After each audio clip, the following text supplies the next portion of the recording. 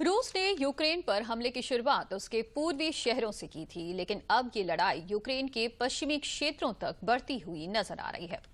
रूस ने लदीप और उसके आसपास के कई सैन्य ठिकानों पर जबरदस्त हमला कर उसे निशाना बनाया है। बढ़ते संघर्ष के बीच भारत ने यूक्रेन के दूतावास को पोलैंड में स्थायी रूप से स्थानांतरित करने का फैसला किया है।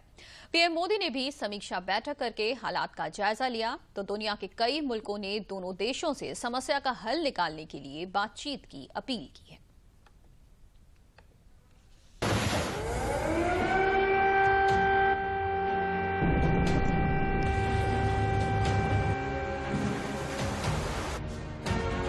प्रधानमंत्री ने यूक्रेन में उपजे ताजा हालात के मद्देनजर भारत की सुरक्षा तैयारियों पर कैबिनेट की सुरक्षा समिति की बैठक की।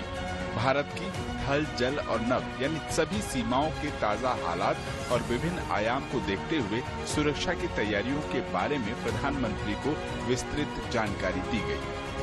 साथ ही उन्हें यूक्रेन के हालात और ऑपरेशन गंगा से पड़ोसी मुल्कों के साथ ही भारतीय नागरिकों की सुरक्षित वापसी की विस्तार से जानकारी दी गई। वहीं प्रधानमंत्री ने निर्देश दिया कि खार्किव में मारे गए भारतीय छात्र नवीन शेखरप्पा के पार्थिव शरीर को वापस लाने के सभी मुमकिन प्रयास किए जाएं। वहीं दूसरी ओर यूक्रेन और रूस के बीच संघर्ष लंबा खिंचता हुआ 18वें दिन में प्रवेश कर चुका है और दोनों ही देशों में 3 दौर की प्रतिनिधिमंडल स्तर की वार्ता सहित विदेश मंत्रियों की बैठक भी हो चुकी है, लेकिन हिंसा, तनाव और संघर्ष कम होने का नाम नहीं ले रहा। भारत ने भी तेजी से बदलते सुरक्षा हालात के मद्देनजर यूक्रेन स्थित दूतावास को अस्थायी रूप से पोलैंड में स्थानांतरित करने का फैसला किया है।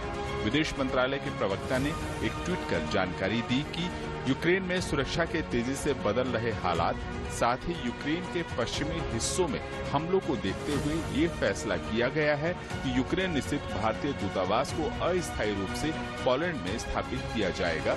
आगे के हालातों के मद्देनजर समीक्षा की जाएगी। उधर रूस की सेनाएं यूक्रेन के पूर्वी और दक्षिणी यानी Donbas, Sumy, Kharkiv, Chernihiv, Kyiv, Mariupol, Mykolaiv शहरों पर शिकंजा कसती हुई पश्चिमी हिस्से की ओर बढ़ रही हैं।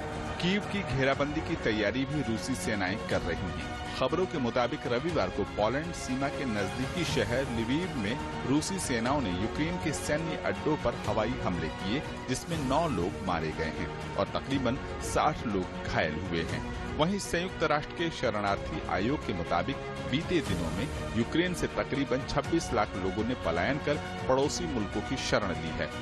वहीं पोलैंड बॉर्डर पर डीडी न्यूज ने एक ऐसी जगह का जायजा लिया जहां लोगों के लिए खाने की व्यवस्था की गई है। मैं इस वक्त हूँ यूक्रेन पोलैंड का एक चेक पोस्ट है क्रेश्चेंको, जहाँ पे लोग आ रहे हैं भारी संख्या में और यहाँ पे इस चेक पॉइंट पे आप देख सकते हैं लोगों के रहने के लिए टेंट बनाए गए हैं और यहाँ पे बच्चे और जो बूढ़े हैं वो दोनों आ रहे हैं और खासतौर से इतनी ठंड में। आइए हम आपको दिखाते हैं कहाँ पे ये लोग खाना खाते हैं, क्योंकि ये खाना बहुत जरूरी हो जाता है इस पूरे उसमें। और यहाँ पे है वर्ल्ड सेंट्रल किचन का एक स्टॉल एक तरह से कह सकते हैं और यहाँ पे लोग यहाँ पे सेब है, यहाँ पे फ्रेश ब्रेड है, सूप देते हैं और ये लोग कह रहे हैं कि ये लोग दूर दूर से यूरोप के अलग अलग जगह से आ रहे हैं लोगों को खाना देने के लिए। एक अनुमान ये भी है कि यूक्रेन के अंदर कम से कम 20 लाख लोगों को पलायन का सामना करना पड़ा है।